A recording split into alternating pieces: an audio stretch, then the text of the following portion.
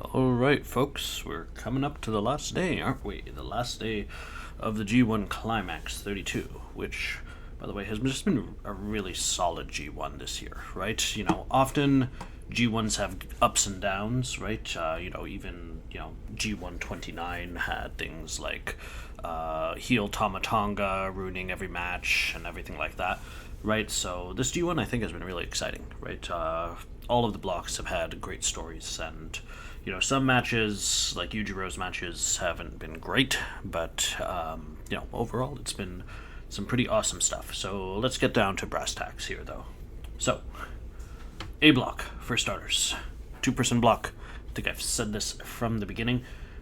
So you probably heard Kevin Kelly mention the scenario where if Jonah beats Fale and then Archer beats Okada, then I think Jonah will take the block, right? Because he has a tiebreaker over Okada, and they both be at 8 points and everything like that. For that reason, I'm pretty sure that Jonah is going to lose to Bad Luck Fale and just be out of the tournament, right? Because it's an Okada match, and if you have someone like Lance Archer going up against Kazuchika Okada, then, it doesn't make a whole lot of sense to have it so that Lance isn't fighting with all of his might, right? So if Lance is fighting just to get Joda forward, right, it sort of robs the match of all tension, right? So I expect Fale to beat Jonah, and then Okada and Archer is going to be for all the marbles,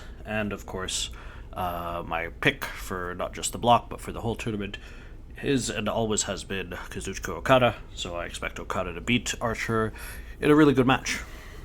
So, then we come to B block. Now, in terms of my predictions for my very first video on this is the block where I got the most wrong, right? Because I thought Sonata was going to be winning the block this year, and of course, he got taken out by Jay White on the first day and then lost to Tamatonga, so of course he's out. And it's down to Tamatonga and Jay White, and I did not think Tamatonga was going to do anything in this tournament, right? I thought he would steal the win from Jay White at the end to deny Jay the block, but I didn't think he'd be winning the block himself.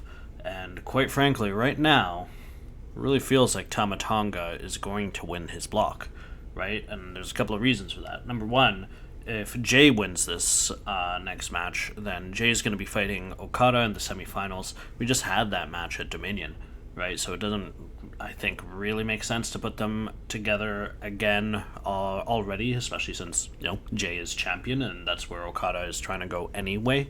So there's that reason. And, I don't think Tama's matches have been, amazing. I like the Taichi match with the glove. The Okan match, that was solid, and, he's had a good tournament for sure. But, if Tama wins this block, he's going to have a semi-final match with Kazuchika Okada, and I think that's going to be a real star-making match for him. A match that he'll probably lose, but at this point, after seeing his score here, seeing his tournament performance, seeing how he's changed his character in this G1, I think he is going to go through and win his block. C block, meanwhile, this one has sort of gone exactly as I predicted, actually.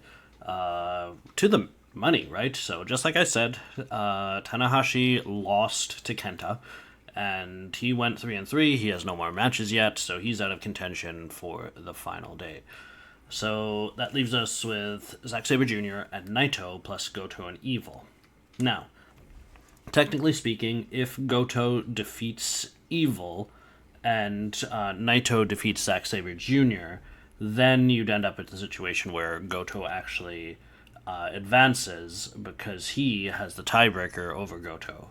But I know Goto has his fans out there, his devotees, a couple of you, maybe, 5 or 6. But nevertheless, I don't think Goto's going to do that. I think Evil's going to take Goto down, right? And sort of what tips off the fact that that's going to happen is the fact that Evil was just humiliated by Zack Sabre Jr. in one of the best matches of the tournament. 44 seconds, House of Torture sent packing. So I think you have to sort of reassert the House of Torture as being, torturous, and then the way to do that is to have them knock Goto's teeth out, and that will also set the stage for a huge match between Naito and Zack Sabre Jr. Now, my pick has been Zack since the beginning, but like I've also said from the beginning, I would not be surprised at all if Naito beats him and takes the block. You know, given the way the story is, with Naito losing his first two matches pretty big, and the last G1, Naito had one match with Zack Sabre Jr., and then, of course, had his injury and had to forfeit everything else. It sort of feels like the storyline is behind Naito winning this. But Zack is an amazing guy, and I love Zack Sabre Jr., so I'm going to say, Zack, win the block. You can do it, buddy. D block. Oh, what's going on with D block? So, when Kevin Kelly and the other commentators started talking about Operation Chaos, and how they think there might be a 7-way tie in D block, I sort of I didn't really take it seriously because, the commentaries will always talk about ties and tiebreakers a lot at this point in the G1, right? So that's sort of part of Kevin Kelly's shtick. But we're at this point now, and I actually am starting to take that a little seriously here. Because, well, you got two matches. You've got Ospreay against Juice Robinson, and you've got Shingo against ELP.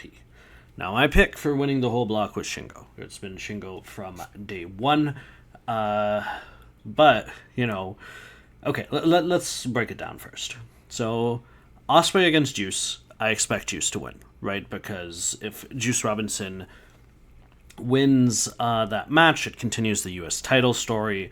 This has sort of been set up from the beginning, right? So this will give Ospreay and Juice and Finlay a story coming out of the G1 that they all can follow, and you probably can have, 3-way with them in the Tokyo Dome or something like that, right? There's all sorts of things you could do with that. So Juice, I am 100% sure, is going to beat Will Ospreay. So that would put both at 6 points.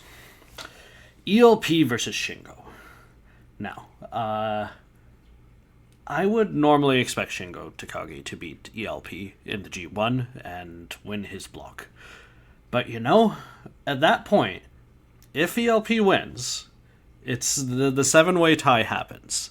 Now, what are they going to do if there is a 7-way tie? Well, the semifinals, which are occurring on the 17th, right? If you look at the card for that, right, it's just the semifinals are supposed to happen.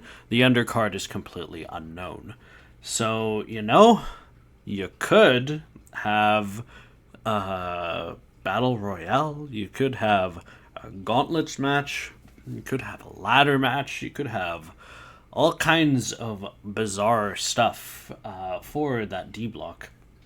And it does occur to me that Shingo is the King of Pro Wrestling interim title holder.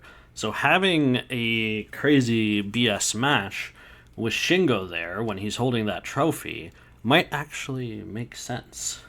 So, I mean, even if we do get to that point, my pick for the block would still be Shingo, right? Because I think Shingo versus Okada would be the best G1 final that we can have on the 18th, with, of course, Okada defeating him. But, putting Shingo through a crazy match on Wednesday, it kind of sounds like fun to me. So, I think at this point, looking at these standings, right, if you're a wrestling fan, right, you sort of have to be pulling for ELP in that D block final, right, just to tie up the block and give it that unprecedented situation. I think the 4 blocks, by the way, I really like it, right? Because it gives room for all of these different stories without the whole tournament sort of being held hostage by them, right? If there were only 2 blocks and it were like an 8-way tie, then that gets a little silly, right? But now there are 4 blocks, right? And most of the blocks have pretty straightforward G1 stories, right? With, it's a 2-person block, or it's a 2-person with someone else who could maybe slip in, right? That's all standard G1 stuff. But then you have a crazy block, right? And I wouldn't mind if this were the new thing, right? If this were the new tradition, right? That, every G1 you have 3 blocks that, pan out the way G1 blocks normally do, and then you have another block that just goes bananas, right? I think that would be good for the G1, right? We give it a little bit more of that chaos. So I'm going to sign on here with Operation Chaos and say D block. It'll end up with that 7-way tiebreaker on Wednesday. Shingo will win and go on to face either Zack Sabre Jr. or Naito. Probably Zack, I think, in my estimation. But he'll go on to face to face whoever it is from the C block, and defeat that person, and go on to fight Okada in the finals. And then, of course, my G1 Climax pick is still Kazuchika Okada, and let's see if he can make it. So I'll have another video after after the block finals, and let's see how this goes, guys. It's been a great tournament.